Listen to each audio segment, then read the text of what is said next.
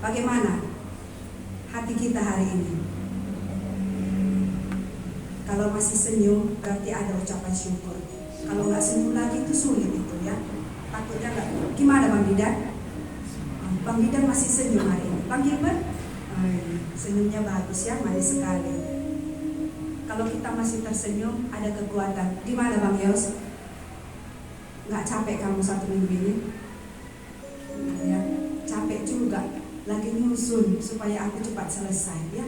Kami berdoa untuk Yosi.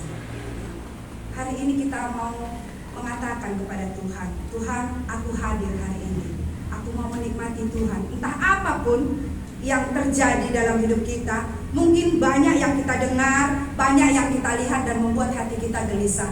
Tapi mengikut Yesus tidak semudah membalikkan telapak tangan. Hari ini selidikilah hati kita.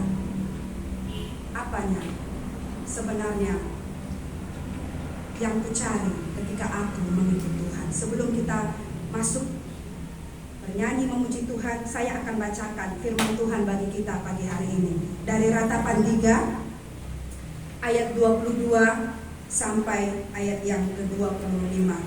Ratapan 3 ayat 22 sampai yang ke-25. Firman Tuhan, tak berkesudahan kasih setia Tuhan, tak habis-habisnya rahmat-Nya. Selalu baru tiap pagi, besar kesetiaan-Mu. Tuhan adalah bagianku, kata jiwaku. Oleh sebab itu, aku berharap kepada-Nya. Tuhan adalah baik bagi orang yang berharap kepada-Nya, bagi jiwa yang mencari Dia. Apakah firman Tuhan selalu baru bagi kita setiap hari? Apakah Tuhan itu menyediakan berkat yang baru setiap hari bagi kita, sehingga hari ini kita bisa katakan dari terbit matahari sampai terbenamnya, aku mau memuji Tuhan. Kita akan memuji Tuhan pagi hari ini. Jemaat kami undang untuk bangkit berdiri. 129.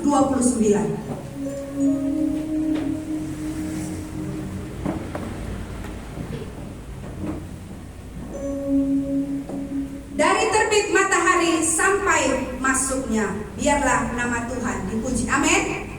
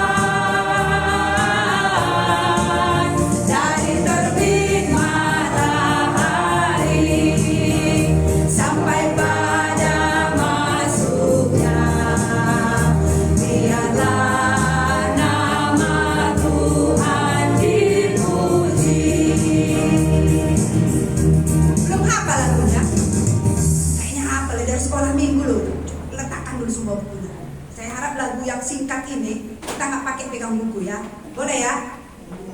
Bang Didan udah lupa lagunya aku? Belum ya? Iya, dia mantan sekolah minggu dulu. Ini lagunya Dari terbit matahari sampai pada terbenamnya, nama Tuhan dipuji. Siapa yang sanggup memuji Tuhan? Yang firman itu baru setiap hari. Kalau nggak baru lagi firman Tuhan dalam hidup kita, nggak ada lagi kita bisa katakan, biarlah nama Tuhan dipuji. Kita nyanyikan lagu ini ya. Wajahnya senyum, salam dulu sebelahnya. Coba, nama Tuhan dipuji. Bilang gitu sama temannya, nama Tuhan dipuji. Ada yang sedih dari wajahnya Bapak Ibu? Bila hari ini bersuka cita, ya kan Dek? Iya, amin. Ayo Kak, kita bertepuk tangan ya. Dari terbit matahari, ya terbitnya di mana itu? Kita tahu ya.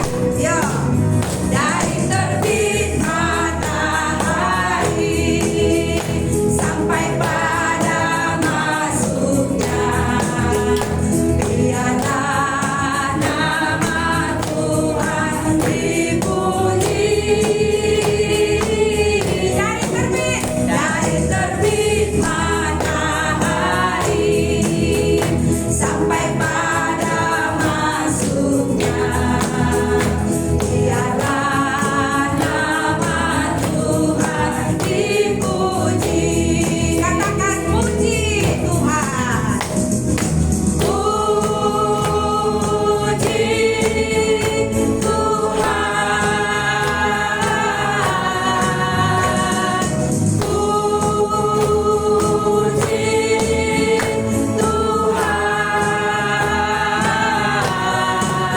Dari terbit matahari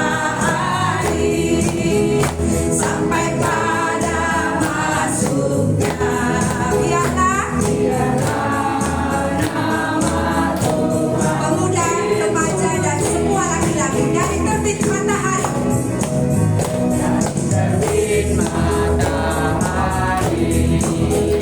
sampai pada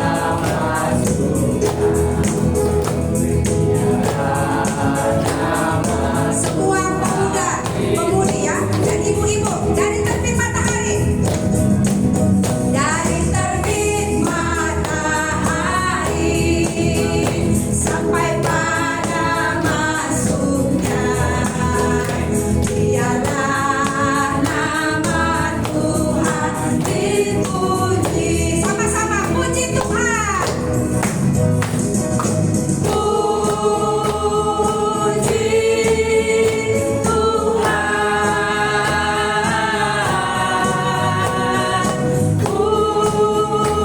Puji Tuhan. Dari terbit matahari sampai pada masuknya, biarlah nama Tuhan dipuji. Amin. Persilakan duduk kembali. Kalau berkat Tuhan baru setiap hari, Tuhan tak sediakan turun uang dari langit ya, setiap pagi turun baru situ berkat Tuhan. Bukan seperti itu.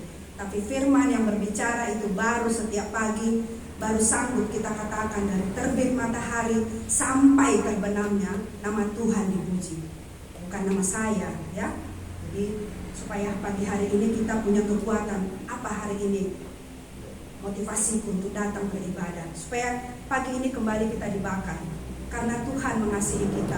Kalau banyak hal yang kita alami, kata Tuhan itu akan berlalu. Ada waktunya, 407 kita akan memuji Tuhan. Sekarang malam telah lalu dan diganti siang terang. Jadi yang belum dapat siang, ya datang sama Tuhan ya. 407.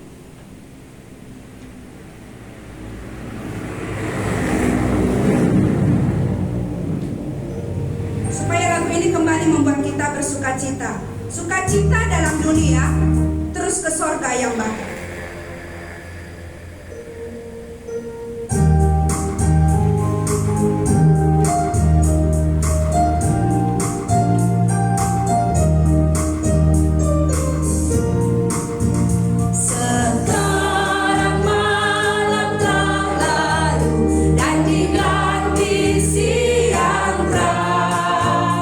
Lenyaplah sebuah takutku, hatiku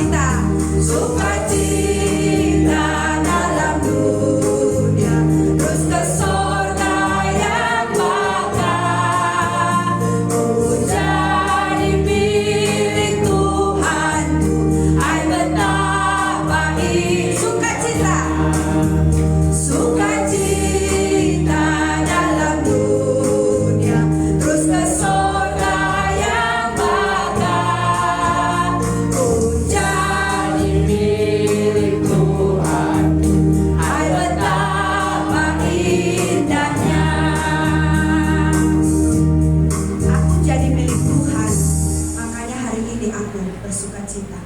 Setuju kita? Karena tidak semua hal juga akan Tuhan percayakan di bumi ini kepada kita. Saya yakin ada yang dipercayakan, ada yang tidak. Hari ini apa yang membuat kita bersuka cita? Kalau banyak hal yang kita alami, bagaimana kita di hadapan Tuhan? Kalau hari ini ada pertanyaan kepada kita, kalau Tuhan datang hari ini, apakah kita siap menghadap kepada Dia? Apakah Tuhan akan mendapati iman dalam hati kita ketika Tuhan datang? Apa yang sudah aku perbuat? Apakah aku hanya sibuk memikirkan hidupku, sibuk dengan pergumulanku, sibuk dengan apa yang aku lihat, ataukah aku tetap melihat kepada Tuhan? Situasi pergumulan tidak akan mungkin lenyap dari kita selama kita di bumi. Tapi apakah Tuhan mendapati iman selama kita ada di bumi? Kalau Tuhan hari ini bertanya, apa jawaban kita? Yesus bertanya kepada kita, jadi jawabannya pada diri kita. Ketika Tuhan datang, apa yang sudah aku perbuat di bumi ini? Orang-orang muda, orang tua, apa yang akan kita beri jawaban itu kepada Tuhan? Jika Tuhan bertanya hari ini, Yesus bertanya kepada kita. Lagu kita ada di warta.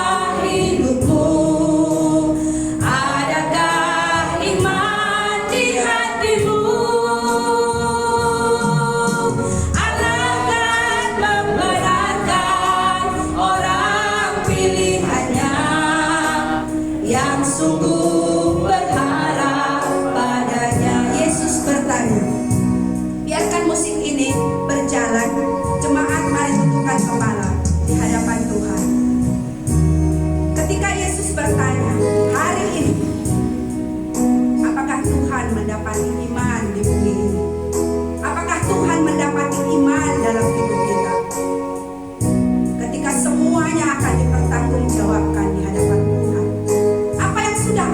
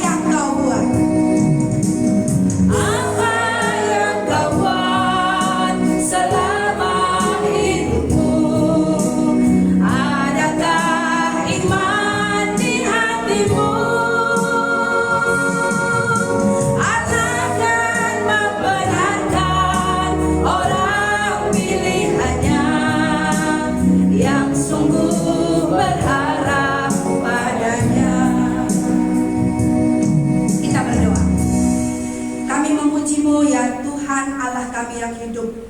Allah yang memiliki sorga dan memiliki segala sesuatu yang ada di bumi ini. Karena Tuhan adalah penguasa untuk segala yang di atas dan yang di bawah. Kami bersyukur kalau hari ini kami kembali datang kepada Tuhan.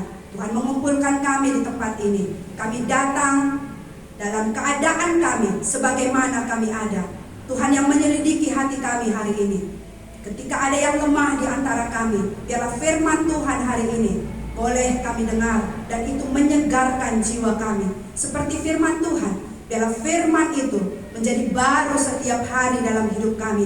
Sehingga ada kekuatan, ada kegirangan, ada sukacita oleh karena kami memiliki Kristus yang telah menyelamatkan kami.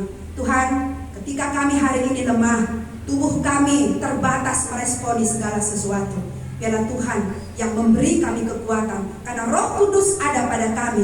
Tuhan beri bagi kami yang meneguhkan, menasehati, yang menegur kami, yang meyakinkan kami, yang membuat kami memahami firman-Mu. Terima kasih untuk setiap berkat-Mu 1 minggu yang boleh kami nikmati. Tuhan memberikan kami kekuatan.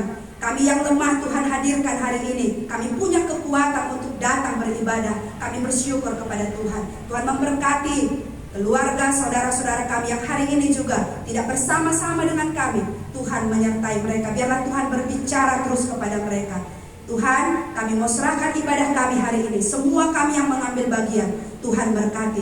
Anak-anak kami, guru-guru sekolah minggu, Tuhan berkati mereka. Supaya sungguh anugerah Tuhan ada atas anak-anak kami. Kami mau serahkan secara khusus Bapak Inganta Pulung Tarigan yang akan membawa firman Tuhan dalam khotbah minggu ini. Bapak Thompson Sidaputar yang akan menyampaikan firman Tuhan dalam saat teduh. Tuhan berkati mereka. Tuhan berikan hikmat pengetahuan sehingga semua kami hari ini diberkati. Kami disegarkan oleh karena firman Tuhan ada pada kami, selalu baru setiap hari. Terima kasih Tuhan Yesus.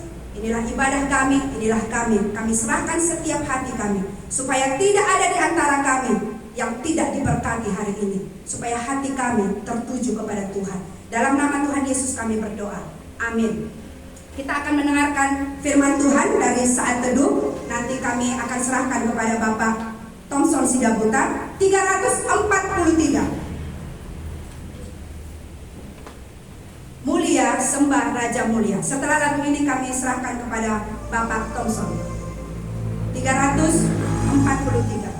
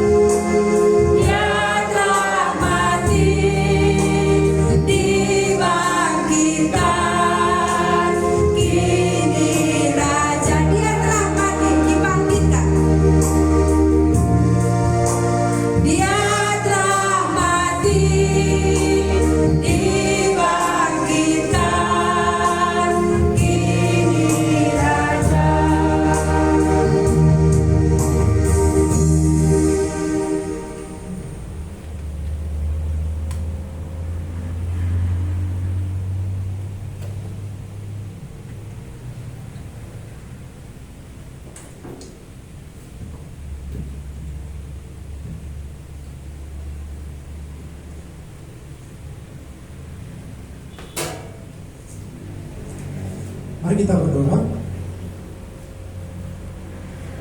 Tuhan Yesus, Allah kami, dalam segala keterbatasan kami datang kepada Tuhan. Jalan-jalan-Mu sungguh tak terselami oleh akal pikiran kami. Tapi ketika Tuhan menunjukkan jalan itu kepada kami percaya Tuhan memimpin hidup kami. Oleh karenanya hari ini kami bersyukur lagi kepada Tuhan. Jemaat Tuhan antarkan, Tuhan tibakan di rumah Tuhan. Jemaat Tuhan yang ada di sini layan oleh Tuhan, firman Tuhan. Roh-Mu yang kudus berkuasa atas kami semua. Engkau memakai hamba-Mu yang hina, yang lemah. Engkau memberkati jemaat Tuhan dengan kekayaan yang selalu baru setiap hari. Kami tidak bersandar kepada pengertian kami tidak bersandar kepada hikmat pikiran kami, tapi kami bersandar kepada pengertian yang Tuhan taruhkan ketika kami membaca dan merenungkan firman. Tolong kami semua Tuhan, kami menolak pikiran-pikiran yang bukan daripada Tuhan. Kami menolak kuasa-kuasa yang bukan daripada Tuhan. Kiranya Roh-Mu yang kudus, Roh Tuhan hadir di tempat ini, melayani tiap-tiap kami. Berkati ibadah dewasa, berkati ibadah hamba. Terpujilah nama Tuhan, dalam nama Tuhan Yesus kami berdoa dan bersyukur. Amin. Salam, selamat pagi untuk kita semua. Shalom. Ada sukacita? Masih semangat?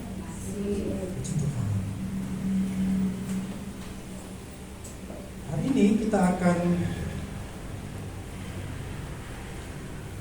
membaca dari bangsa satu kita dari Markus pasal 15 ayat 16 sampai 32.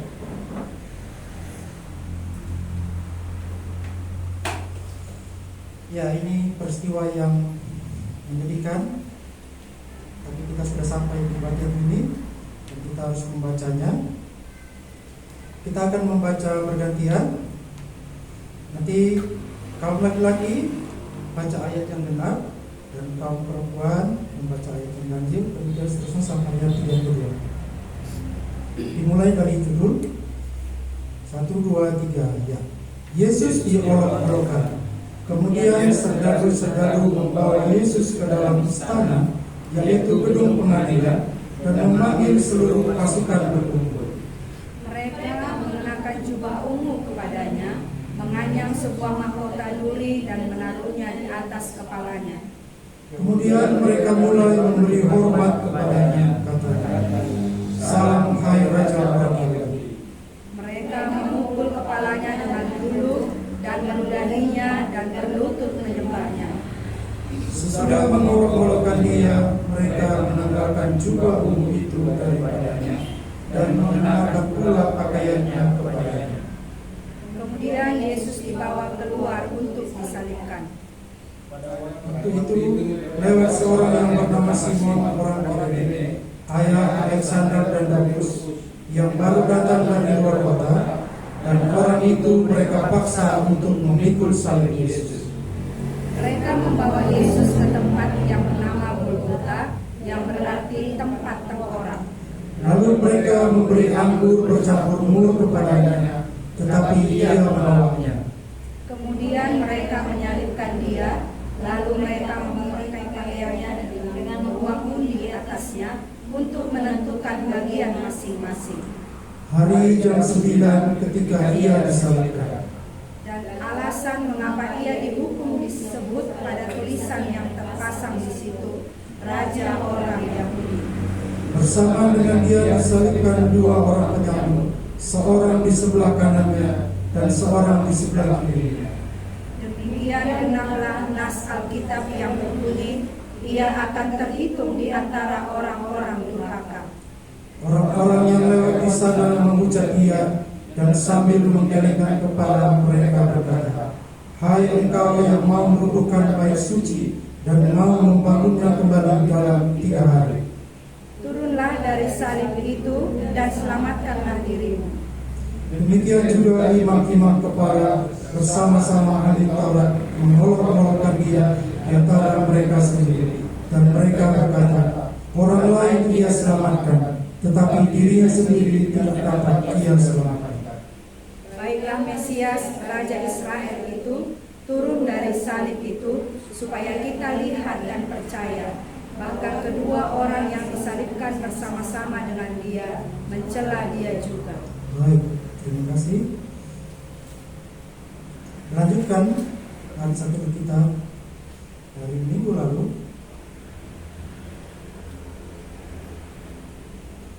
Sesuai dengan tema yang diberikan Lembaga Alkitab Indonesia, judul yang diberikan itu Yesus diolok-olok, dan bagian ini menggambarkan bagaimana bentuk olok-olokan semua orang. Ini adalah kedua kalinya Yesus disoraki ya. Kalau pertama kali dia masuk ke Yerusalem, orang-orang begitu mengululukan dia, menghargai dia, menghormati dia. Kali ini orang berteriak kepadanya dengan berkata, salibkan dia. Jadi ini sesuatu yang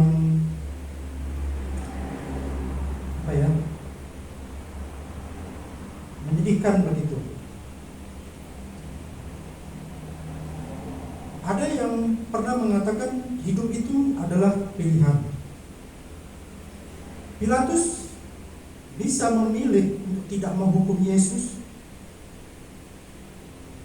karena dia tidak menemukan kesalahan apapun, tapi oleh karena pertimbangan pekerjaan, jabatan, orang banyak, dia memilih kompromi untuk menukarkan Yesus dengan Barabas.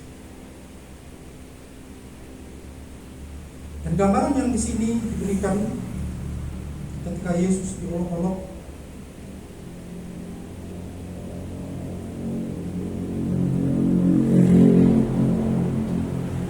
kita tahu seharusnya pengadilan itu adalah tempat kebenaran untuk terbuka. Tapi di sini justru pengadilan dipakai untuk menjadi sarana bermufakat untuk menyalibkan Yesus. Bagaimana mungkin orang yang banyak melakukan kebaikan, menyembuhkan orang sakit, orang lumpuh, orang buta, memberitakan Injil, disidang di pengadilan seperti seorang penjahat besar, orang yang sangat hina. Hanya oleh karena perkataan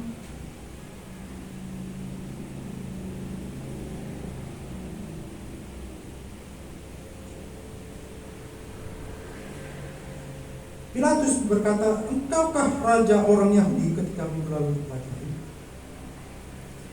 Yesus menjawab, engkau sendiri mengatakannya. Hanya dengan perkataan itu menjadi jalan masuk, hukuman itu bisa terjadi. Serdadu-serdadu, prajurit-prajurit membawa Yesus ke istana untuk pengadilan, lalu memanggil seluruh pasukan untuk berkumpul. Pasukan-pasukan ini adalah pasukan-pasukan loyalis ketika keamanan suatu pemerintahan terancam, mereka akan berusaha mengeliminasi gangguan-gangguan yang mungkin muncul begitu. Jadi perkataan Pilatus, engkaukah raja orang Yahudi, itu seperti mengancam jabatan Pilatus. Dan pasukan-pasukan ini karena dia tunduk di bawah atasan, mereka hormat, menghargai sesuai aturan militer, ya mereka melakukan hal-hal yang begini. Jadi mereka mengenakan jubah ungu, menganyam sebuah mahkota duri, menaruhnya di atas kepala, lalu mereka memberi hormat, salam hai raja orang Yahudi. Tapi setelah itu mereka memukul kepalanya dengan bulu, meludahinya, berlutut, menyembahnya. Ini bukan bentuk bawahan menghormati pimpinan, tapi ini bentuk ejekan, olokan. Dan dilanjutkan ketika Yesus akan disalibkan. Terus olokan-olokan itu dikerjakan, dilakukan. Prajurit-prajurit itu menanggalkan jubahnya lagi, mengenakan pakaiannya yang lama. Yesus dibawa keluar untuk disalib. Sampai peristiwa ketika Yesus akan disalib, sebenarnya bisa saja Tuhan meringankan penderitaan yang dia alami dengan mengutus malaikat atau hal-hal apapun yang mungkin kita pikirkan gitu. Ketika dia disalib, dia mau diberi anggur dan mur. Kita tahu anggur kalau di bagian yang lain itu disebut anggur asam, mur itu empedu gitu. Kalau ini biasa diberikan kepada penjahat-penjahat yang disalibkan itu untuk meringankan rasa sakit. Tapi ini juga seperti racun supaya darah itu cepat mengalir dan mereka cepat mati. Tapi Yesus tidak mau. Di ayat 23 mengatakan, tetapi ia menolaknya. Ini menggambarkan Yesus mau mengalami penderitaan itu 100%. Dia tidak mengurangi, dia tidak mencari kenyamanan. Ketika saya memikirkan apa yang menjadi latar belakang, kenapa Yesus begitu, dan kenapa orang-orang yang bertemu dengan Yesus pilihannya begitu. Mereka lebih memilih untuk menyalibkan dia daripada menghormati dia, menyembah dia, mengikut dia.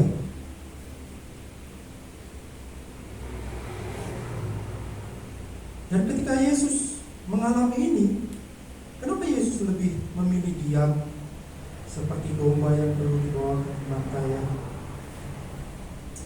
Saya ingat ketika firman Tuhan ayat mas yang sering kita baca Yohanes 3, karena begitu besar kasih Allah akan dunia.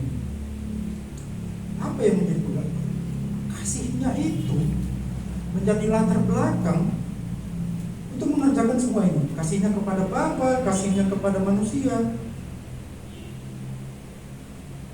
Bayangkan orang berbuat jahat, menuduh, tapi Yesus memilih mengasihi dia. Yesus memilih dia mengerjakan kehendak Bapanya untuk sampai kepada penggenapan firman Tuhan, yaitu bahwa dosa itu harus dibayar dengan darah, darah anak domba yang tak bercacat dan tak bercacat.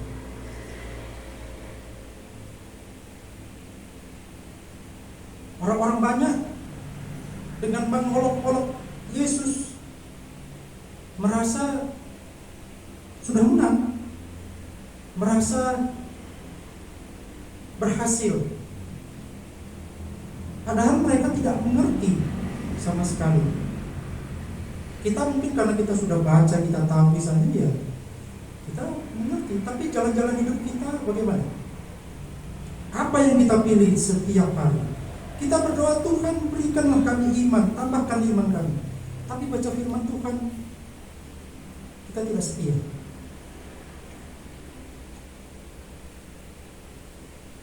Kita berdoa, Tuhan berkatilah, tapi kita berdoa jahat. Bekerja juga ya ala kadarnya, tidak serius. Jadi ketika Yesus memberikan teladan untuk setia kepada Bapa, dia menyangkal dirinya, padahal dia Allah tapi dia menyangkal diri. Ketika kita memutuskan untuk mengikut Tuhan, percaya kepada Yesus, menerima dia sebagai Tuhan dan sebagai Juru Selamat kita, yang menjadi iman kita, pilihan-pilihan apa yang kadang-kadang tiap hari kita pilih untuk mengikut Tuhan? Jangan-jangan pikiran kita yang jahat, yang malas setiap hari, yang kadang-kadang muncul, itu menjadi mahkota duri bagi Yesus. Jangan-jangan kita setuju topeng-topeng, pakaian-pakaian kehormatan yang kita kenakan setiap hari, jangan-jangan itu kita kenakan kepada Yesus untuk menutupi kejahatan-kejahatan yang tidak terlihat. Jadi peristiwa ini begitu apa ya? Saya tidak tahu bagaimana menafsirkan peristiwa ini.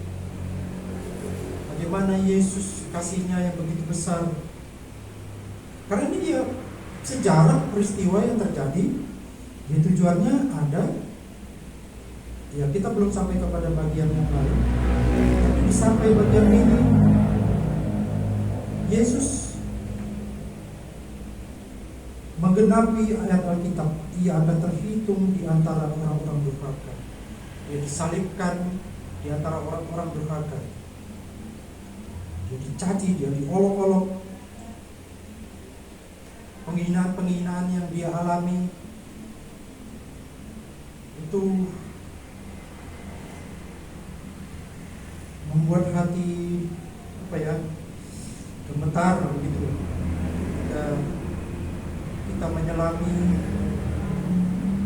bagaimana mungkin orang yang tadinya mengeluh-elukan dia ini mengolok-olok. Begitu gampangnya orang-orang berubah, begitu mudahnya orang-orang terpengaruh.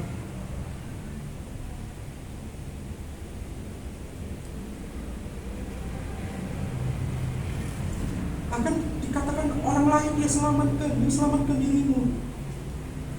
Ketidakmengertian kita kadang-kadang membuat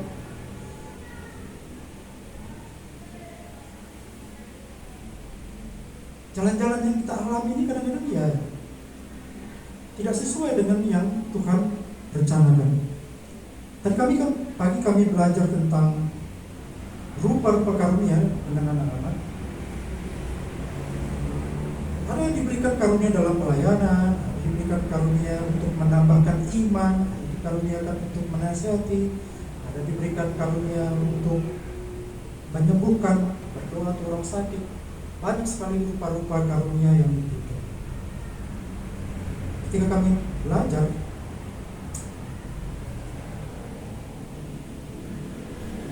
ketika saya tanya kepada anak-anak, gimana? Karunia apa yang Tuhan beri kepada kalian? Yang kita tahu bahwa karunia itu diberikan oleh Roh untuk kita kerjakan. Apakah karunia itu kita simpan, kita tidak kerjakan? Ya, anak-anak diam begitu. Saya tidak tahu apakah karena bahasa saya atau karena faktor yang lain. Tapi saya yakin mereka setuju bahwa karunia itu diberikan oleh Roh, dan mereka bersepakat begitu. Ketika saya beri contoh-contoh, ada karunia untuk melayani. Kalau di sekolah minggu apa yang bisa kita kerjakan? Ada yang bilang bereskan mainan. Ya, itu bentuk-bentuk karunia pelayanan. Ketika Roh itu mendorong, kerjakan, jangan ditahan gitu. Jadi ketika saya membaca ini, saya nggak tahu apa antara sedih, antara gembira gitu, ya, campur-campur gitu. Siapa yang bisa menikmati firman yang bacaannya itu Yesus diolok-olok?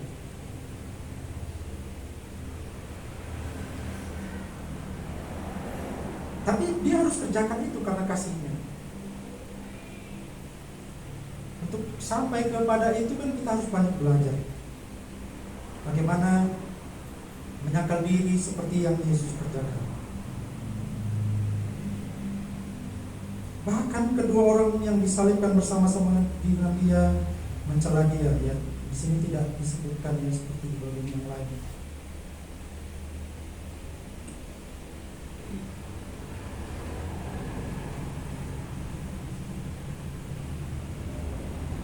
Ya, ketika Yesus disalibkan di Bukit Tengkorak pada jam 9 pagi, ada seorang Kirene bertemu dipaksa ya ayah Alexander dan Rufus gitu. Saya tidak menemukan di bagian Alkitab yang lain bagaimana kisah kelanjutan orang ini. Tapi orang ini tercatat begitu. Dan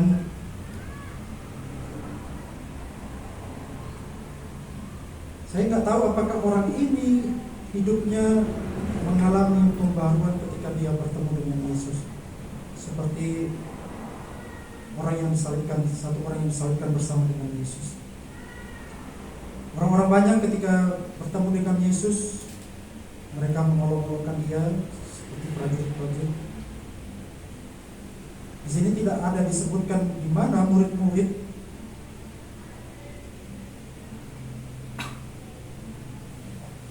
ya. Peristiwa ini ya peristiwa yang menyedihkan.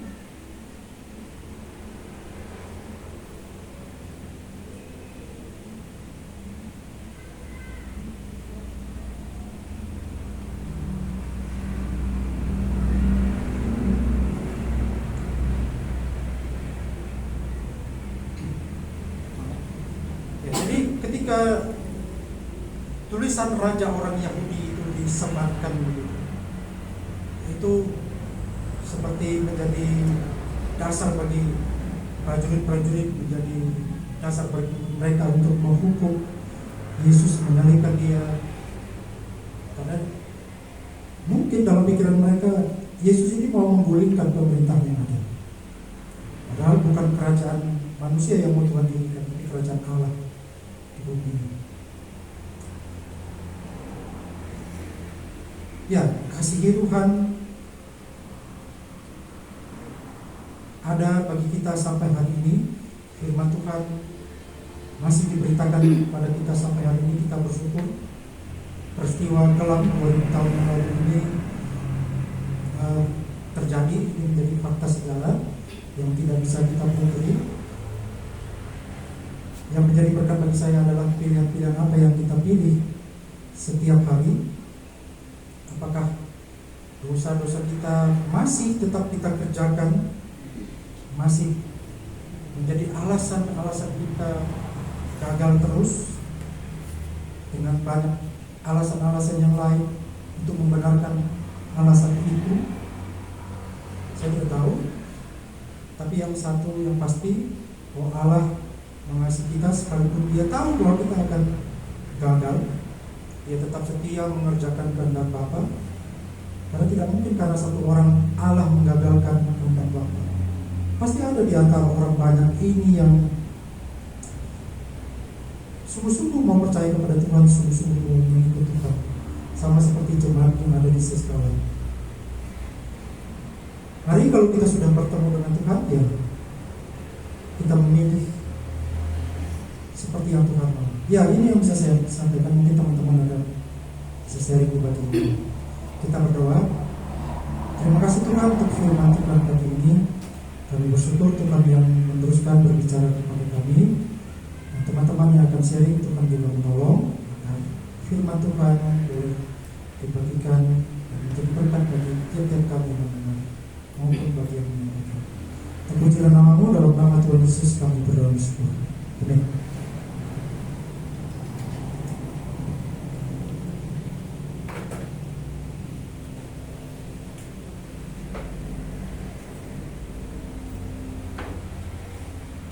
Yesus diolok-olok. Kata Bapak Sidang Muhtar tadi, bagaimana ya menikmati firman Tuhan kalau temanya Yesus diolok-olok begitu. Kalau Yesus dimuliakan enak ya, dengarnya aja enak gitu. Semuanya gitu, juga anak-anak Tuhan semua dimuliakan. Kalau Yesus diolok-olok, anak-anak Tuhan diolok-olok gitu, gimana? Kurang enak ya dengarnya begitu. Jadi kalau hari ini firman Tuhan begini bagi kita. Pertanyaan dalam benak saya tadi, apakah mungkin bagi orang percaya mengolok-olok Tuhan? Kita nggak seperti mereka. Itu pertanyaan. Apakah mungkin bagiku orang percaya mengolok-olok Tuhan? Dalam bentuk apa kira-kira? Kalau tadi Bapak Thompson bilang baca firman, bolong-bolong, apalagi ya saat teduh, bekerja nggak serius gitu ya Pak. Apakah itu bentuk olok-olok kepada Tuhan? Karena kelasnya orang percaya, itu dalam benakku tadi ya. Apakah mungkin aku? Coba kita tanya dulu diri kita ya. Apakah mungkin aku mengolok-olok Tuhan kalau aku orang percaya? Apakah mungkin aku seperti mereka? Ini pertanyaan bagi kita. Kita akan ada yang sharing. Mungkin banyak kita diberkati dalam banyak hal. Kita akan berbagi. Ya, tapi saya mau kita nyanyikan lagu yang terakhir itu ya, sebelum kita masuk ke sharing. Yang tadi, mulia sembah Raja mulia. Kalau mereka mengolok-olok, kita bagaimana? 343. Tapi baik yang terakhir saja. 343 ya. Dipuji, dari situ aja, dari refnya itu, supaya kita seperti apa ya? Mereka menyembah tapi bukan bentuk penghormatan. Kalau hari ini kita menyembah, jemaat ini menyembah, apakah itu bentuk penghormatan kepada Tuhan? Dari refnya saja.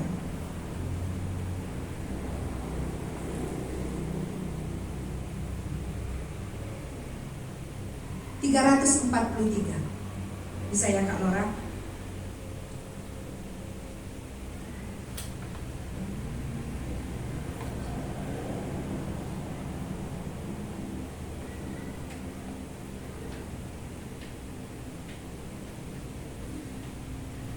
Langsung masuk ke refnya ya. Dipuji, ditinggikan.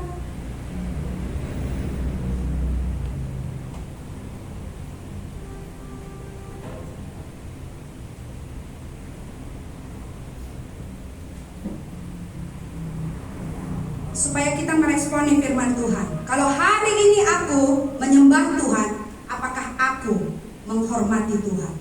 Atau sebaliknya? Ayo Kak.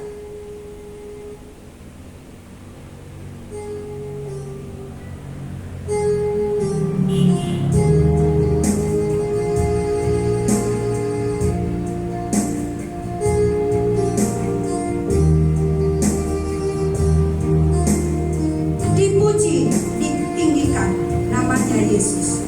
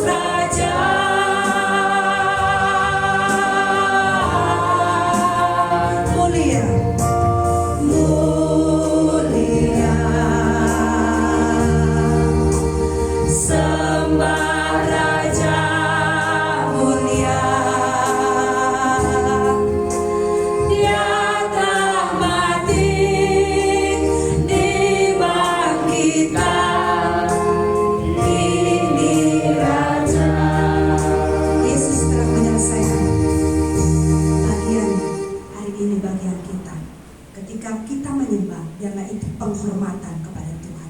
Hari ini ada yang sharing, ada Nasa, Gilbert, dan Ibu Teti.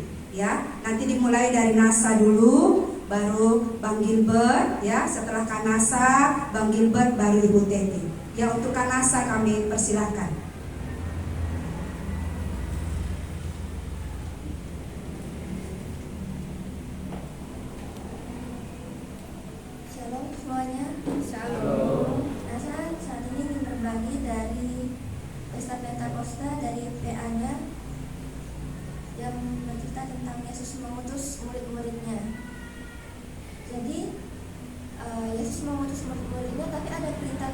yang Tuhan berikan kepada murid-muridnya dari Matius 10 ayat 7 sampai 10, dan yang bertanya di ayat 9, janganlah kamu membawa emas atau perak atau tembaga dalam ikat pinggangmu, janganlah kamu membawa bekal dalam perjalanan, janganlah kamu membawa baju, dua helai, kasut atau tongkat, sebab seorang pekerja patut mendapat upahnya.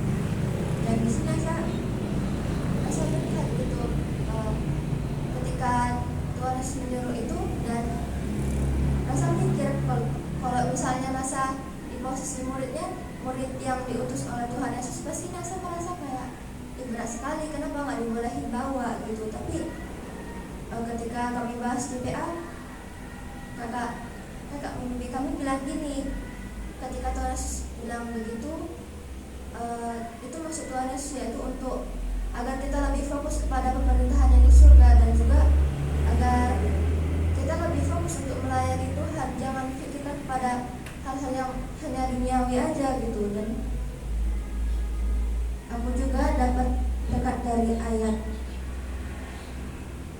Matius 6 ayat 33, tetapi carilah dahulu kerajaan Allah dan kebenarannya, maka semuanya itu akan ditambahkan kepadamu. Dan ayat ini juga menguatkan rasa gitu, ya emang harus percaya sama Tuhan, jangan dikit-dikit langsung overthinking gitu, jangan aduh ini kayak mana ya, pasti nggak ada yang bantu nih. Tapi di ayat ini dijelaskan bahwa Tuhan Yesus yang bakal membantu kita gitu, ketika kita mau melayani, ketika kita mau memberitakan Injil. Dan ada juga kemarin teori yang diberikan sama Bapak, ketika kita percaya kepada Tuhan, kita tidak membutuhkan sesuatu. Ketika kita mengikut Tuhan Yesus, kita membutuhkan sesuatu, dan ketika kita melayani Tuhan Yesus, kita membutuhkan segala sesuatu. Dan itu juga menurut Nasa berat gitu, karena semuanya harus kita berikan, harus Nasa berikan, apalagi waktu Nasa, badan Nasa, kekuatan Nasa, pokoknya jangan ada yang tersisa kalau kita mau melayani Tuhan gitu. Tapi ada juga yang selalu mengingatkan Nasa dari Filipi 4 ayat 13, segala perkara dapat kutanggung dalam Dia yang memberi kekuatan kepadaku. Tuhan Yesus akan selalu membantu kita terus dalam setiap harinya, dan akan memberikan kita penolong Roh Kudus yang selalu mengingatkan kita untuk menjalani hari-hari kita. Mungkin itu saja yang bisa Nasa sampaikan. Terima kasih. Terima kasih Nasa untuk berkat firman. Silakan Bang.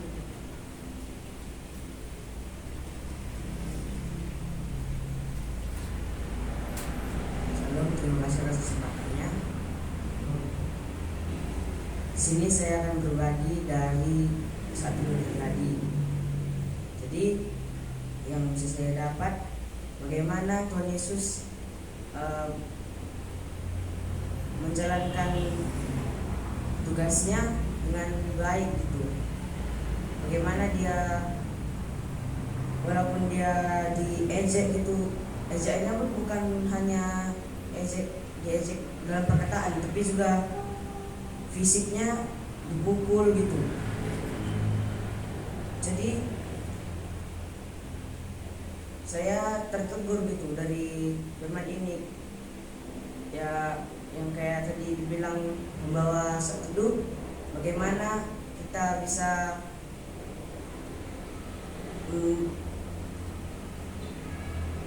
menjalankan sepenuhnya gitu pekerjaan kita tidak setengah-setengah kita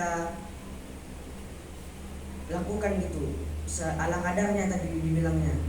Jadi saya jadi tertegur bagaimana saya mengerjakan pekerjaan rumah saya itu tidak senang dan tidak sedih juga, tapi ya bagaimana saya kerjakan, sebetulnya saya kerjakan. Jadi saya melihat ayat ini, Tuhan padahal berikan kasih-Nya gitu, bagaimana Dia tetap mengasihi orang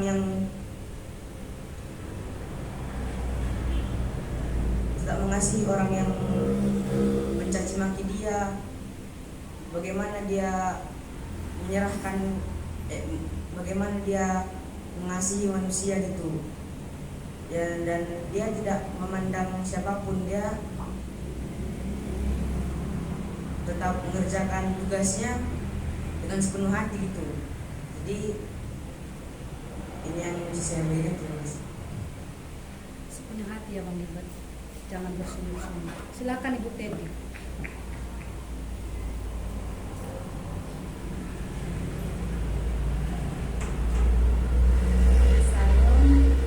Terima kasih Bu kesempatannya pada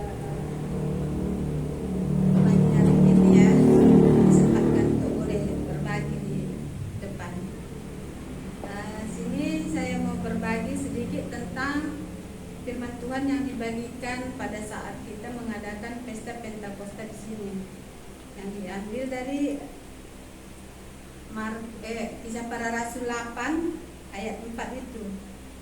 Di sini saya sangat diberkati ya. Di sini diceritakan tentang memberitakan Injil itu gitu. Di sini saya tengok Filipus disuruh memberitakan Injil gitu, dan di sini Filipus dan orang-orang yang di Samaria itu mendengarkan pemberitaan Filipus itu dan melihat tanda-tanda yang diadakan mereka semua dengan bulat hati menerima apa yang diberitakannya itu gitu. Di sini saya sangat terkesan ya ketika Filipus itu memberitakan Injil di situ gitu ya. Ada orang yang percaya di tempat itu gitu, makanya banyak yang mau mengikut Yesus di situ gitu.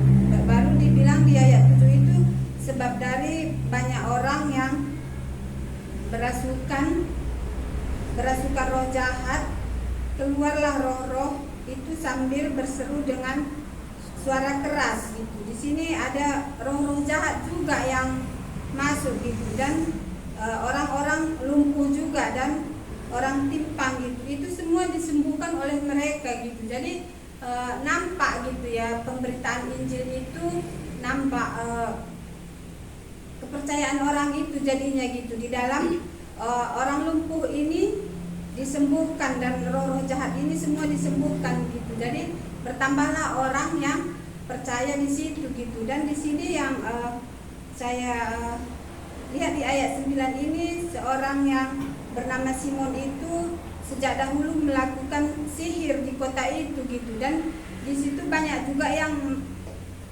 takjub kepada dia gitu. Tetapi tidak ada yang dilihat orang ini gitu, tidak ada yang dilihat orang itu kebenaran itu di situ gitu. Jadi yang saya pikir di sini ya, mungkin Simon ini pun mungkin ya udah percaya kepada Tuhan, tapi ketika sudah percaya pun kepada Tuhan, dia masih melakukan yang tidak dikehendaki oleh Tuhan gitu. Jadi di sini membuat orang Samaria itu tidak percaya kepada dia gitu. Dan di ayat berapa ini ya, makanya nggak nampak lagi. Di ayat 10 ini semua orang besar kecil mengikuti dia dan berkata, orang ini adalah kuasa Allah yang terkenal sebagai kuasa besar gitu. Tetapi di sini dan mereka mengikutinya karena sudah lama ia menakjubkan mereka oleh perbuatan sihirnya gitu. Tetapi sekarang mereka percaya kepada Filipus gitu. Ini yang saya syukuri ya, dan saya percaya ya, ada bukti-bukti yang dikerjakan Filipus di Samaria itu gitu. Ini saya sangat bersyukur tentang firman Tuhan itu gitu. Dan di sini saya diberkati lagi di waktu bahan PA kita itu yang sida-sida dari tanah Ethiopia itu gitu. Di sini Filipus bangun, malaikat berkata kepada Filipus, bangunlah dan berangkatlah ke sebelah selatan menurut jalan yang turun dari Yerusalem ke Gaza gitu. di sini juga Filipus disuruh gitu ke Ethiopia itu gitu. Di sini saya ya bagaimana ya, dia disuruh melewati jalan sunyi-sunyi gitu. Betapa banyaknya rintangan yang dia jalani gitu, tetapi dia terus mau berjalan untuk memberitakan Injil itu gitu. Jadi di sini pun ya saya sangat bersyukur ya, ketika begitu jalan sunyi dia tetap mau untuk memberitakan Injil itu gitu. Saya bandingkan dengan saya, kalau jalannya sunyi-sunyi gitu disuruh ke sana, mungkin kalau saya ya nggak berani gitu, ketakutan gitu. Apalagi banyak orang-orang yang tidak suka nanti di situ dengan pemberitaan Injil gitu. Terus kalau saya mungkin mundur gitu, tetapi saya diingatkan kembali di situ gitu. Ya, sangat bersyukur ya tentang banyak penderitaan juga yang dialami Filipus ini, yang dialaminya gitu. Baru di ayat 29 itu, lalu kata Roh kepada Filipus, pergilah ke situ dan dekatilah kereta itu gitu. Di ayat 30, Filipus segera ke situ dan mendengar sida-sida itu sedang membaca kitab Nabi Yesaya. Kata Filipus, mengertikah Tuhan apa yang Tuhan baca itu? Jawabnya, bagaimana aku mengerti kalau tidak ada yang membimbing aku gitu. Ini yang sangat banyak berkat ya bagi saya ya. Ketika dulu saya belum ikut belajar di dalam pemuritan, ya di situ saya disuruh sharing aja ketakutan gitu. Tiba ikut pemuritan disuruh bergantian bawa firman gitu. Jadi saya kayak mana itu gitu kan. Saya nggak berani gitu, nggak berani. Disuruh lagi bagi saat teduh. Jadi ya berat kali lah mengikuti ini, ngapainlah dulu saya ikut gitu. Memang gitu di dalam hati saya gitu ya. Sampai waktu disuruh Pak Lingga bagi saat teduh, Pak nanti saya lari, itu memang dalam hati saya ya. Sampai itunya takutnya gitu. Jadi ya saya sangat bersyukur ya. Kalaulah tadi tidak diberitakan Injil itu, yang dibilang ini tadi, bagaimana aku dapat mengerti kalau tidak ada yang membimbing aku gitu. Sini saya sangat bersyukur sekali ya membaca ini semalam. Kalaulah saya nggak ikut pemuritan, kalau nggak diajari Pak Lingga, bagaimana saya mau bisa berbagi firman Tuhan ya. Ketika pun saya ya belum sebegitu seperti senior saya ya, mungkin keberanian itu udah ada gitu ya. Saya sangat bersyukur keberanian aja udah ada ya, sangat syukur gitu. Jadi saya sangat bersyukur tentang firman Tuhan itu gitu. Baru dibilang Bapak siapa yang dari Tanjung Langkat itu, waktu dia MC di depan, diceritakannya juga ini bagaimana saya memberitakan Injil. Katanya gitu, kalau bagaimana dengan di rumah kita aja dulu, rumah kita baru tetangga, kata situ. Saya sangat tertegur sekali ya. Saya memang ya, emang suami saya belum ke gereja, jadi saya memberitakan Injil nanti kepada orang bagaimana, sedangkan suami saya belum mau, gitulah ya Kak. Saya memang terus tertegur gitu ya. Jadi saya tolong Tuhan lagi di situ gitu ya. Saya kan udah bagikan firman Tuhan kepada suami saya, tetapi belum ada hatinya gitu. Tapi kan saya nggak boleh lama di situ. Nanti dia mungkin dia disuruh pun selalu tetap dia nggak mau. Yang lain kan udah terbengkalai gitu ya. Jadi saya bersyukur juga tentang itu. Memang saya tertegur gitu ya. Ketika suami saya pun belum ikut bersama kita ya, saya memang sangat tertegur. Tapi saya diberkati juga begitu ya. Nggak mungkin juga lama-lama saya di situ. Orang lain ya saya juga harus melayaninya gitu ya. Ketika banyak waktu yang dikasih juga kepada saya gitu. Jadi saya dikasih kesempatan gitu ketika saya melayani orang sakit situ, kesempatan yang sangat bagus buat saya gitu. Itu kesempatan yang tidak membuang-buang waktu karena sambil bekerja gitu ya. Jadi Ya, apa salahnya saya memberitakan Injil ke saudara-saudara lah, mungkin dibilangnya ketika suami saya pun belum mengenal Tuhan gitu. Jadi ya saya mendapat berkat dari firman itu ya, bagaimana Filipus itu juga ya memberitakan Injil ya, ada orang percaya, ada orang yang terberkati ketika dia memberitakan Injil itu gitu. Jadi ya saya bersyukur ya, mungkin ya entah yang saya beritakan kepada orang sakit itu ya, mungkin tadi dalam hatinya entah bagaimana lah pun itu ya, yang penting kan saya sudah kasih tahu kepada dia, enggak lengket di dalam hati saya gitu. Saya udah bagikan firman Tuhan itu kepada dia ya, kalau memang ya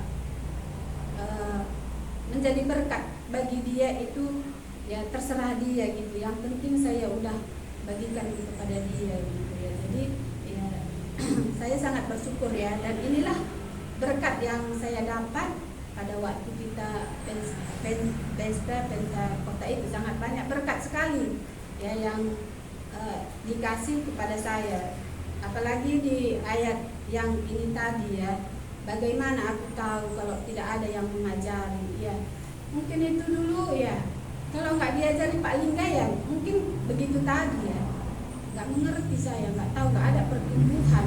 Sedangkan ketika kita sudah percaya dan mengenal Tuhan, kita harus bertumbuh, berbuah begitu ya. Tapi ya saya nggak kecewa gitu, nggak kecewa, malah saya diberkati ya. Ketika pun sangat berat untuk mengikuti pemuritan itu, pulang jam 11, banyak yang mau diapakan gitu ya. Itu saya sangat diberkati sekali, diingatkan semalam pas pesta Pentakosta itu gitu. Jadi saya ya sangat bersyukur dan diberkati ketika firman itu dibagikan kepada saya. Ini aja yang boleh saya bagikan. Terima kasih Bu.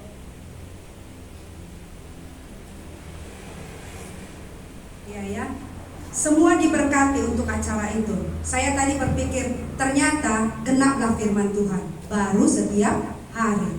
Jadi sering-sering kayaknya kita bikin acara begitu ya, supaya semakin berkobar-kobar begitu ya. Nasa diberkati, Gilbert diberkati, Ibu Teti diberkati, untuk semuanya. Jadi genaplah firman Tuhan selalu baru setiap hari, setiap pagi. Amin ya. Kita nyanyi dulu, setelah ini kita doa sapaan.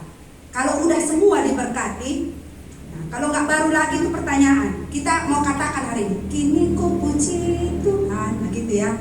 Karena semua diberkati. Mau nyanyikannya? Udah diberkati semua? Kecil kali jawabannya ya. Tapi mungkin di dalam hati itu besar jawabannya. Iya, aku diberkati. Kita nyanyikan dulu lagu ini. Setelah ini kami serahkan kepada pendoa syafaat dan pengumuman. 268. Kalau semua diberkati ya, sukacita. Tidak ada firman yang ditabur itu pulang dengan sia-sia. Saya percaya itu, karena semua diberkati. Jadi hari ini firman akan ditaburkan kembali. Tidak ada yang pulang dengan sia-sia. Amin dalam hati supaya jadi. Kini ku puji Tuhan.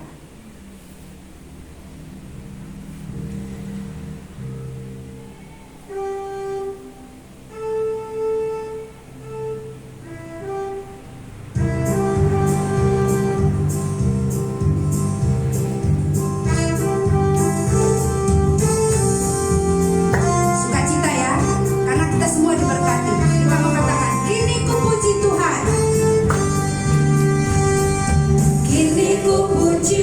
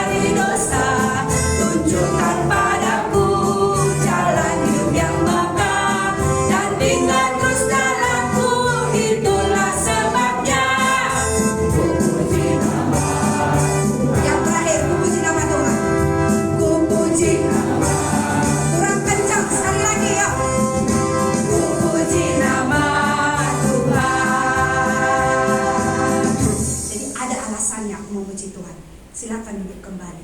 Silakan Pak.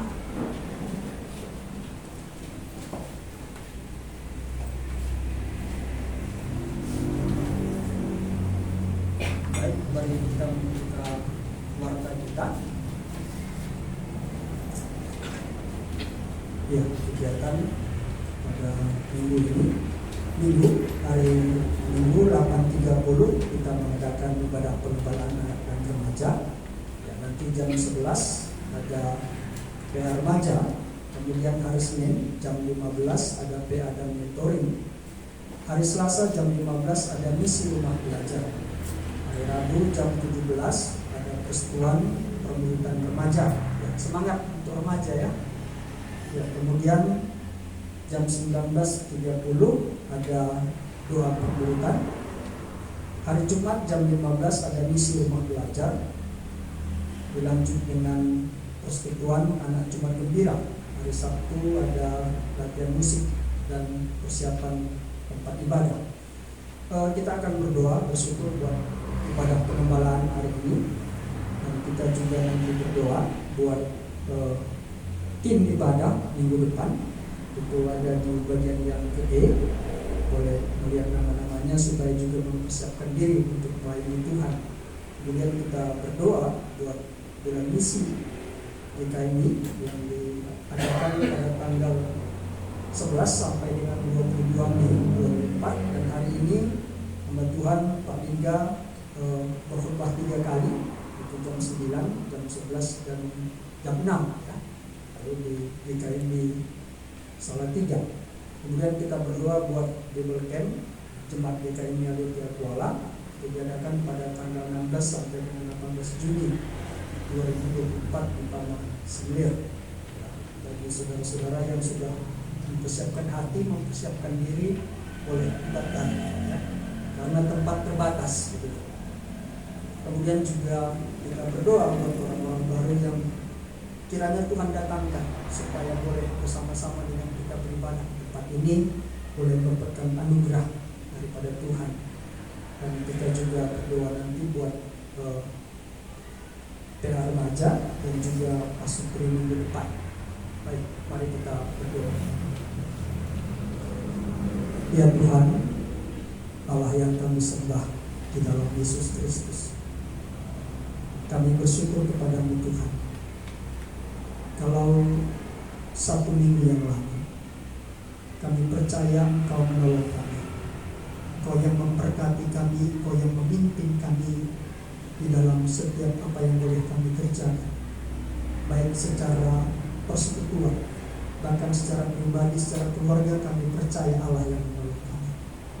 Oleh sebab itu Tuhan, 1 minggu ke depan juga kami menyerahkan perjalanan hidup kami ke dalam Tangan. Ada banyak hal yang akan kami kerjakan, dan kami mengerjakannya bersama-sama di tempat ini. Bahkan kami melakukannya supaya itu juga Engkaulah yang memberikan semangat, memberikan hal-hal yang baru bagi kami, supaya setiap pelayanan yang kami lakukan itu sungguh berkenan kepada Tuhan. Dan rumah belajar yang kami kerjakan, biarlah itu juga untuk kemuliaan bagi Tuhan, untuk menyenangkan Tuhan, supaya ada banyak orang-orang yang boleh didatangkan. Tuhan, kami bersyukur juga buat ibadah hari ini. Kami percaya ini pun oleh para anugerah Tuhan. Terima kasih Tuhan sudah mengantarkan kami ke tempat ini. Bahkan di belakang juga kami bersyukur ada anak-anak kecil yang belajar oleh Tuhan. Engkau juga yang menolong Tuhan, supaya mereka juga boleh mengertikan akan kebenaran Tuhan. Di masa muda mereka boleh menjadikan Engkau menjadi Allah, menjadi Tuhan di dalam hidupnya. Terima kasih buat semua anugerah Tuhan. Saat ini juga kami berdoa buat bulan misi yang sedang berlangsung. Kami berdoa setiap hamba Tuhan yang mengikuti bulan misi. Engkau yang menolong mereka untuk menyampaikan kebenaran-Mu di tiap-tiap gereja yang mereka layani. Terkhusus kami berdoa buat hamba-Mu Pak Bingga sebelumnya. Engkau terus yang memberkatinya, memimpin dia, supaya di mana dia berada menyatakan kebenaran, Tuhan dimuliakan di tempat itu, dan setiap jemaat yang mendengar boleh diberkati oleh karena Tuhan. Terima kasih Tuhan, berkati terus dia.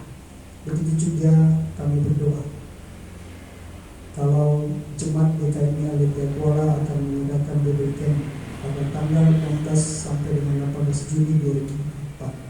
Tuhan, kami berdoa supaya Tuhan juga yang mempersiapkan ini semuanya, baik dana, baik perlengkapan tempat, semuanya kami serahkan kepada setiap jemaat Tuhan yang sudah mempersiapkan diri supaya boleh juga mendaftarkannya, supaya setiap panitia boleh mempersiapkannya, karena ini untuk pembinaan Tuhan yang menolong, supaya ini pun boleh dikerjakan untuk kemuliaan nama Tuhan, jemaat boleh berkati dalam setiap waktu. Terima kasih Bapak Surga. Kami juga berdoa kalau hari ini pemuda remaja juga akan mengikuti mereka. Tuhan yang menolong juga terus mereka, supaya di masa muda mereka juga mereka sungguh-sungguh mencari Tuhan dan mendapatkan berkat yang daripada Tuhan. Kalau minggu depan juga ada persekutuan pastor yang akan kami datang. Kami berdoa Tuhan supaya Tuhan juga yang menolong kami, supaya kami mengikutinya, supaya keluarga kami terus dipimpin bersama dengan Tuhan. Kalau bukan Tuhan yang memimpin keluarga kami, maka sia-sialah apa yang kami kerjakan. Oleh karena itu Tuhanlah yang menolong kami. Terima kasih Tuhan. Kami juga berdoa untuk orang-orang baru yang mencari Tuhan. Bolehlah kiranya Tuhan mempertemukannya dengan kami, sehingga kami berada di tempat ini untuk menjadi saksi Tuhan, untuk menjadi berkat bagi Tuhan. Kami mendapatkan berkat dan orang-orang di sekitar kami boleh juga terberkati oleh karena hidup kami berkenan kepada Tuhan. Tuhan, kami rindu, kami bersama-sama Tuhan mendatangkan 12 jiwa Tuhan. Kami tidak tahu bagaimana caranya, tapi biarlah Tuhan yang menunjukkan kepada kami. Kami mau bekerja bagi Tuhan, supaya hidup kami terkhususnya untuk Tuhan, melakukannya seperti yang Tuhan mau. Terima kasih Tuhan, kami akan melanjutkan ibadah ini. Tuhan yang menolong terus, kami yang akan menyampaikan kebenaran firman Tuhan. Pimpin dia Tuhan, supaya kami setiap jemaat yang hadir di tempat ini boleh terberkati oleh kebenaran firman Tuhan. Terpuji dan kemuliaan Kau ya Bapa. Dalam nama Yesus Kristus Allah kami yang hidup, kami berdoa dan mengucap syukur. Amin.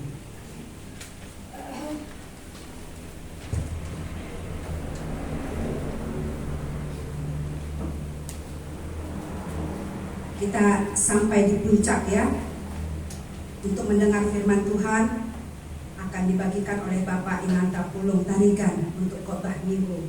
Ini sebagai puncak dari ibadah kita.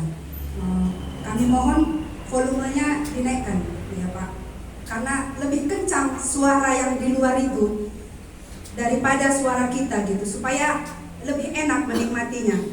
Nanti waktu Bapak ingin berkhotbah, karena nggak bisa kita hindari kendaraan yang di jalan itu sangat mengganggu begitu ya, supaya suara kita lebih kencang, nggak ke situ pula suara kita perhatian kita begitu ya.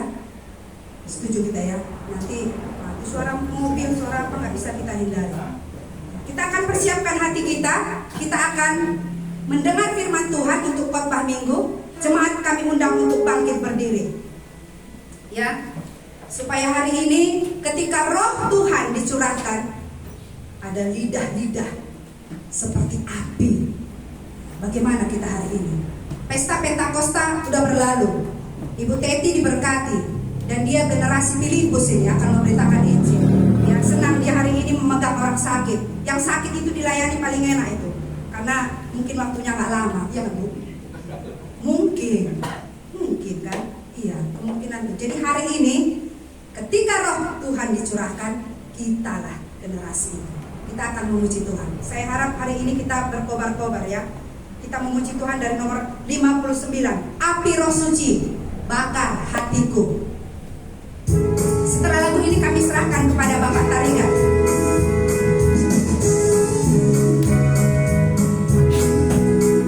Siap ya? Yang punya roh pasti suka cita nyanyikannya. Api Roh Suci. Api Roh Suci bakar hatiku dengan kasih yang murni dari Kalvari. Roh Penta biar bagi namamu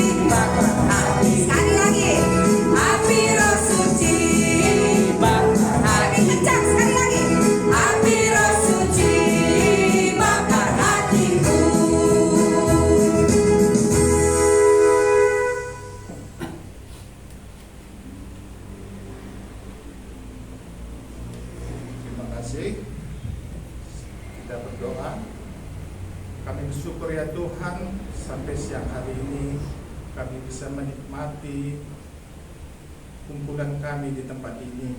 Kami masih melihat bagaimana Roh Tuhan menguasai hidup kami. Tuhan Yesus, sebentar lagi kami akan mendengarkan firman Tuhan. Engkaulah Tuhan yang memberkati kami semua. Hamba-Mu yang tidak mengerti apa-apa, tolong Tuhan berkati, Tuhan ajari, Tuhan memberi kekuatan untuk berkata-kata. Terima kasih Tuhan Yesus, dalam nama-Mu kami berdoa dan ucap syukur. Amin. Silakan duduk.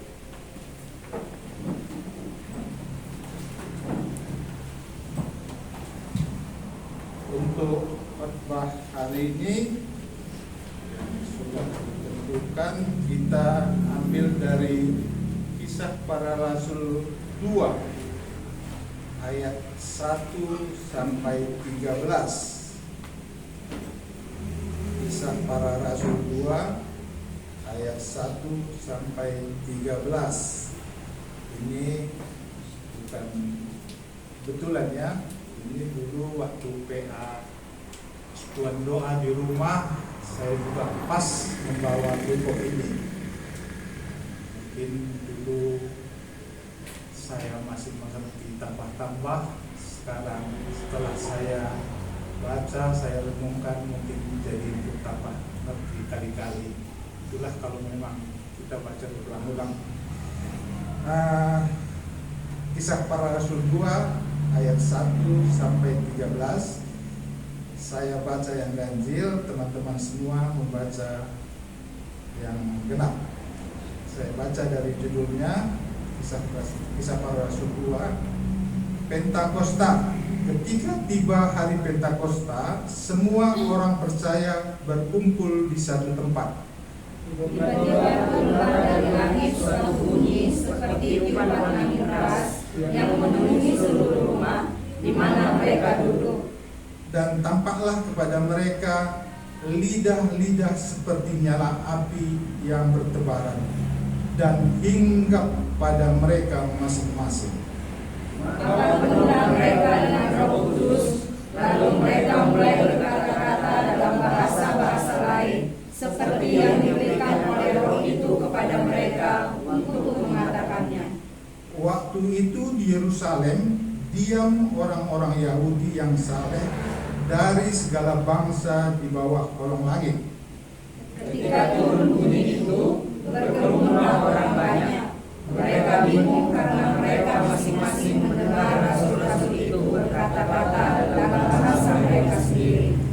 Mereka semua tercengang-cengang dan heran, lalu berkata, bukankah mereka semua yang berkata-kata itu orang Galilea?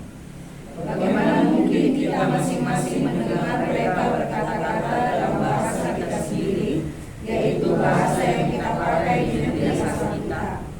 Kita orang Partia, Media, Elam, penduduk Mesopotamia, Yudea dan Kapadokia, Pontus dan Asia, Frigia dan Pamfilia, Mesir dan daerah-daerah India yang berdekatan dengan Kirene, pendatang-pendatang dari Roma. baik orang Yahudi maupun penganut agama Yahudi, orang Kreta dan orang Arab. Kita mendengar mereka berkata-kata dalam bahasa kita sendiri tentang perbuatan-perbuatan besar yang dilakukan Allah. Mereka semuanya tercengang-cengang dan sangat termangu sambil berkata seorang kepada yang lain, apakah artinya ini? Ayat 13, tetapi orang lain menyindir, mereka sedang mabuk oleh anggur manis. Ya, mungkin hampir 100% kita sudah membaca ini dalam bulan ini lah mungkin ya. Kisah Para Rasul, bagaimana jemaat diajarin sesudah Tuhan Yesus bangkit dari kematiannya dari kubur, dan Tuhan Yesus berjanji kepada murid-muridnya akan naik ke surga. Pentakosta ini kalau saya lihat, saya baca, inilah 50 hari Tuhan Yesus selama dia bangkit dari kubur. 40 hari dia bangkit dari kubur dan bersama murid-murid naik ke surga. 10 hari lamanya Roh Kudus dicurahkan kepada rasul-rasul, murid-murid. Di sini kita melihat bahwa bagaimana Tuhan Yesus itu menjanjikan. Mungkin kita sering banyak berjanji, apakah ada 50% kita genapin, kita mungkin yang tahu sendiri. Tapi Tuhan Yesus semua yang dijanjinya pasti digenapi, dan semua yang dikatakannya itu terjadi.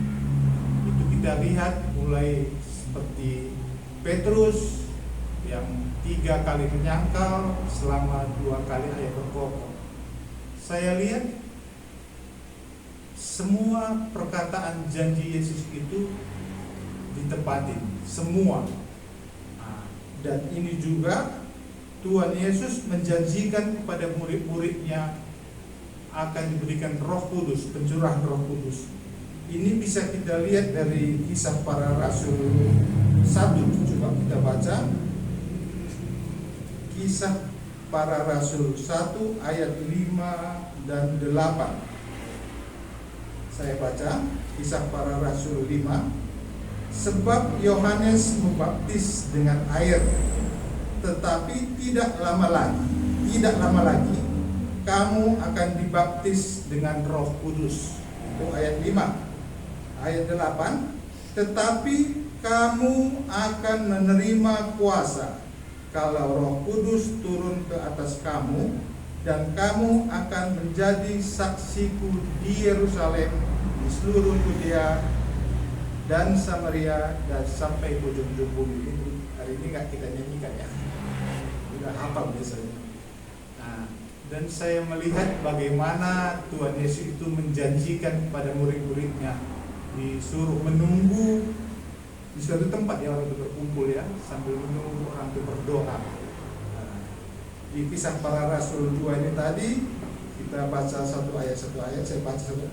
Ketika tiba hari Pentakosta, semua orang percaya berkumpul di satu tempat.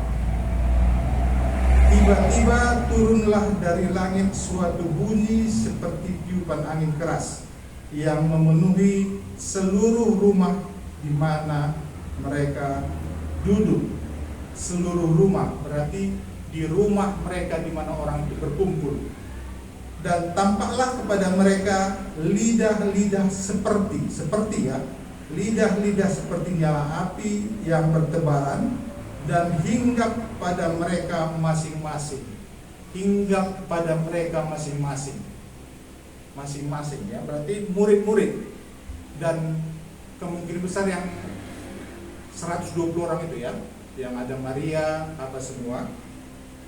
Maka penuhlah mereka dengan Roh Kudus, lalu mereka mulai berkata-kata dalam bahasa-bahasa lain, seperti yang diberikan oleh Roh itu kepada mereka untuk mengatakannya.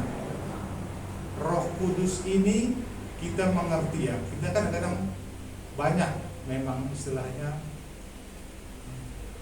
Roh Kudus sebagai penolong, Roh Kudus sebagai, bahwa saya pribadi Roh Kudus yang pada diri saya itu sering mengingatkan, menegur saya jika memang yang saya lakukan itu tidak benar.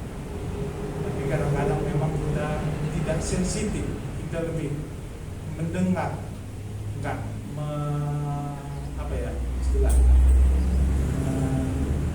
tidak kita simak. Sebenarnya yang sudah kita lakukan suatu kesalahan itu sebenarnya sudahnya kasih tahu, sudah diberitahu sebelumnya, cuma kita tidak mendengar perkataan Roh Kudus itu tadi. Maka penuhlah mereka dengan Roh Kudus, lalu mereka mulai berkata-kata dalam bahasa lain, seperti yang diberikan oleh Roh itu kepada mereka untuk mengatakannya. Roh Kudus itu berbicara kepada orang itu berbeda-beda apa yang ditugaskannya. Ini untuk orang percaya. Tapi dalam perikop ini Roh Kudus menguasai murid-murid untuk bisa berkata-kata.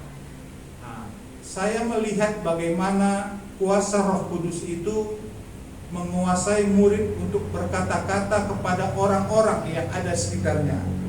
Nah, kita lihat ayat 5, waktu itu di Yerusalem diam orang-orang Yahudi yang saleh dari segala bangsa di bawah kolong langit. Ketika turun bunyi itu, nah ini tadi bunyi angin dan api ya, berkerumunlah orang banyak. Mereka bingung karena mereka masing-masing mendengarkan rasul-rasul itu berkata-kata dalam bahasa mereka sendiri. Di sini murid-murid diberi kuasa. Roh Kudus itu menguasai mereka untuk berkata-kata dalam bahasa orang-orang yang ada di situ.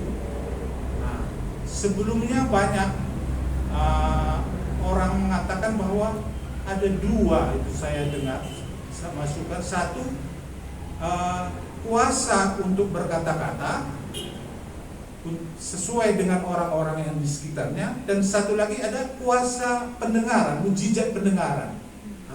Istilahnya seperti di translate gitu ya.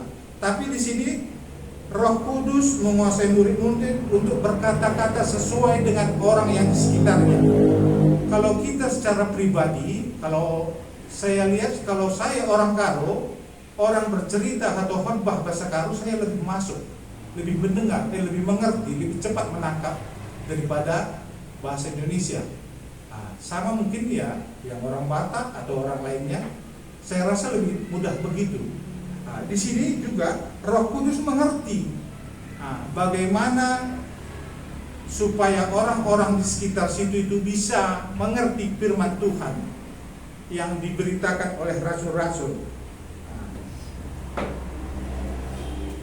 Mereka semua tercengang-cengang dan heran, lalu berkata, bukankah mereka semua yang berkata-kata itu orang Galilea? Rasul-rasul ini orang Galilea, tapi dia bisa berkata-kata bahasa-bahasa lain. Ada berapa? 15 ya dia, suku yang di sini diceritakan. Bagaimana mungkin kita masing-masing mendengar mereka berkata-kata dalam bahasa kita sendiri, yaitu bahasa yang kita pakai di negeri asal kita. Disinilah baru orang itu mengerti bagaimana kuasa Roh Kudus itu bisa membuat rasul-rasul, murid-murid bisa berkata-kata dalam bahasa mereka. Dan ayat 11, baik orang Yahudi maupun penganut agama Yahudi, orang ini disebutkannya suku-suku orang-orang yang ada waktu Roh Kudus turun. Kita mendengar mereka berkata-kata dalam bahasa kita sendiri tentang perbuatan-perbuatan besar yang dilakukan Allah. Berarti rasul-rasul ini menceritakan, ya berkhotbah dibilang, mengenai perbuatan-perbuatan Allah yang besar. Perbuatan Allah yang besar yang mana bisa kita lihat di khotbah Petrus.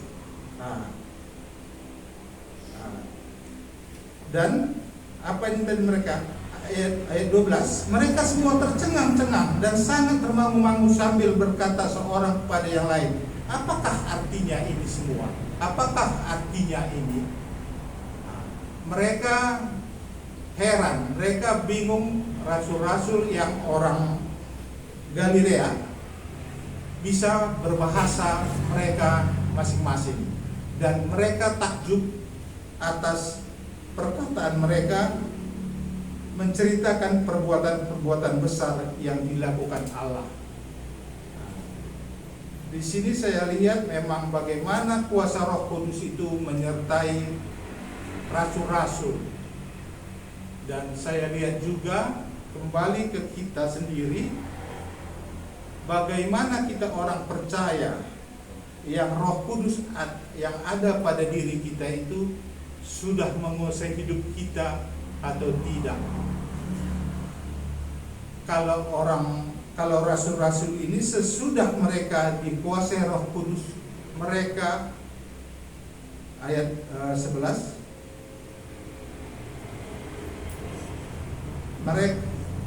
mereka berkata-kata dalam bahasa kita sendiri tentang perbuatan-perbuatan besar yang dilakukan Allah. Berarti rasul-rasul ini setelah menerima Roh Kudus menceritakan bagaimana perbuatan-perbuatan Allah yang besar itu. Perbuatan-perbuatan apa? Mereka memberitakan Injil, siapa Yesus itu.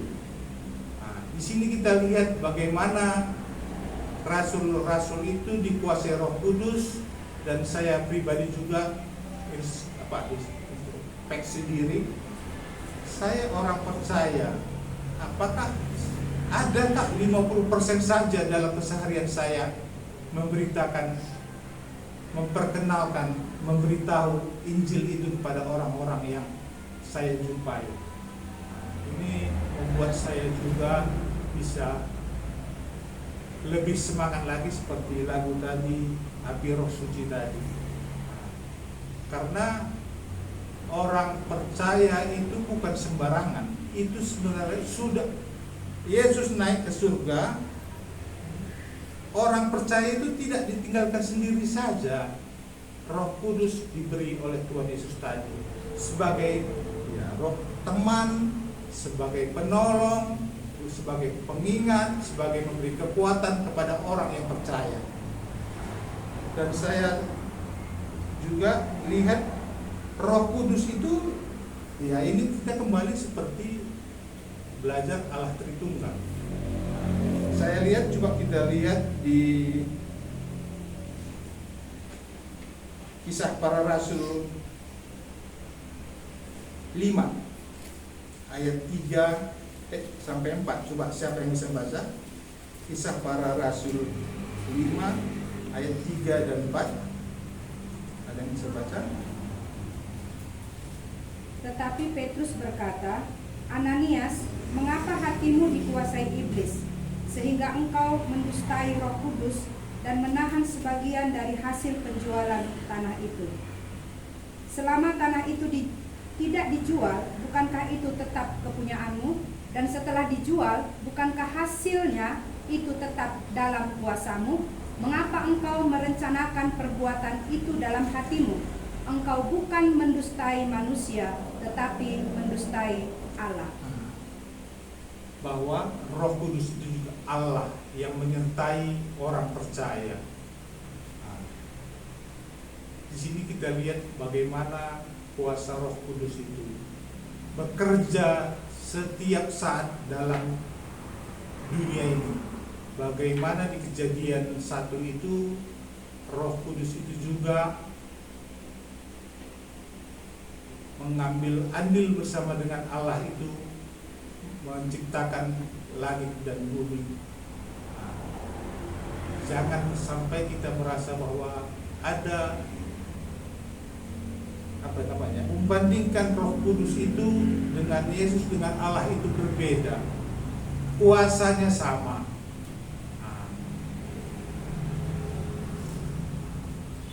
Dan saya juga melihat bagaimana Tuhan itu mengaturkan waktu-waktu yang tepat dan tidak membuat orang percaya itu malu. Itu kenapa begitu? Saya lihat di Kisah Para Rasul 2 tadi, ayat yang terakhir.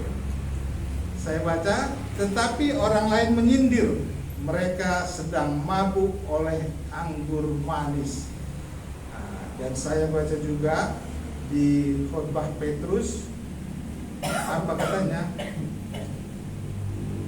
Ayat 15, orang-orang ini tidak mabuk seperti yang kamu sangka, karena hari baru pukul 9.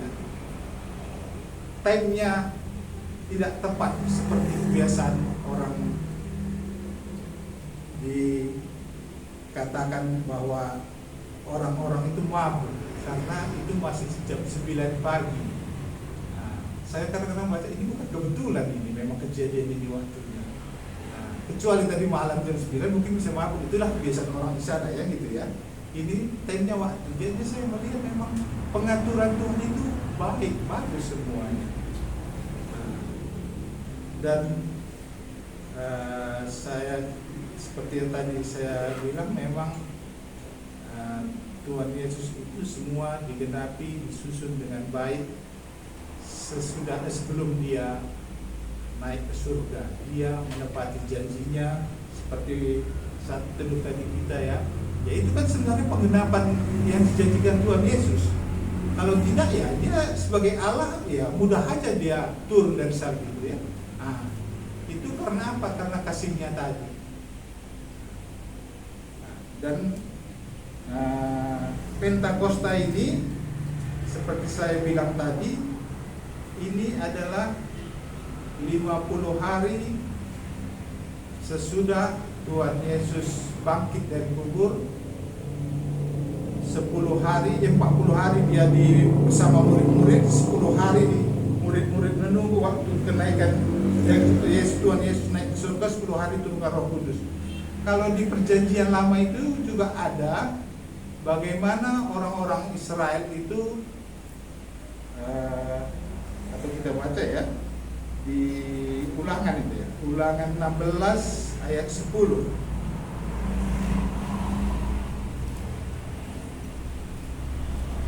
Ulangan 16 ayat 10.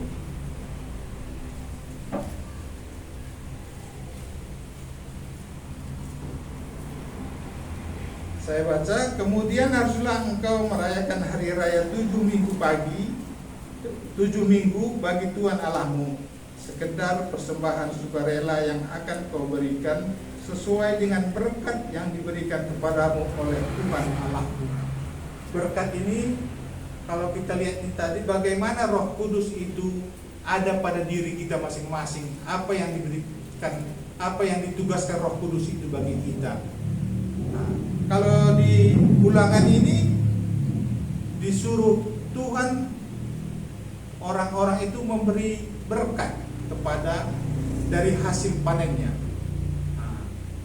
Daripada hasil panennya. Sekarang kita yang sudah menerima Roh Kudus ini, panen apa yang kita bisa berikan kepada Tuhan? Panen ini maksudnya jiwa-jiwa apa yang bisa kita, sudah berapa jiwa yang kita bisa berikan kepada Tuhan? Seperti berita tadi pagi juga saya gunakan ini karena yang diceritakan masalah panen. Panen maksudnya seperti doa kita juga 12 orang. Ya gimana nih Tuhan? Kok bisa begini? Gitu. Kadang-kadang itu juga bisa mempengaruhi. Ya mungkin ini saya yakin semua akan mendatang kebaikan ya.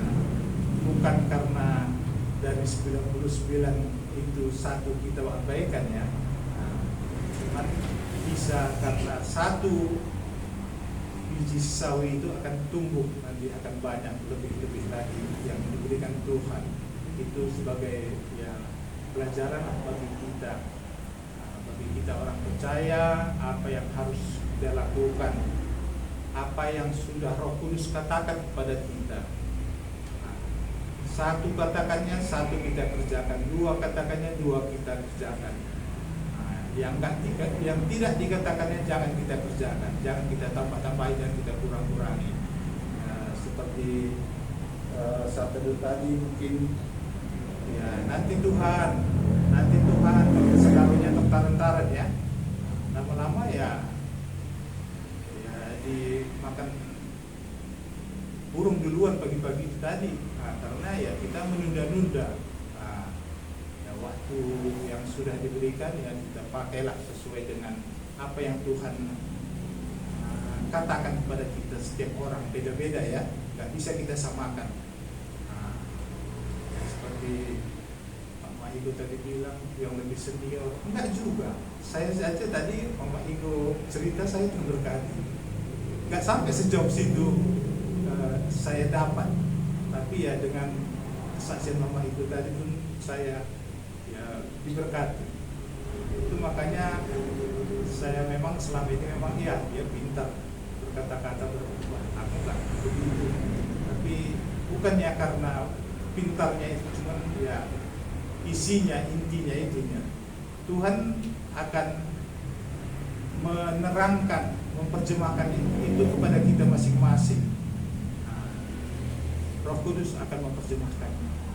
Mungkin hanya ini yang bisa saya ceritakan, saya bagikan. Kita berdoa. Tuhan Yesus, kami melihat ya Tuhan, bagaimana kuasa Tuhan. Tuhan mengaruniakan Roh Kudus kepada tiap-tiap kami orang percaya. Tuhan, ajari kami selalu mendengar perkataan Tuhan.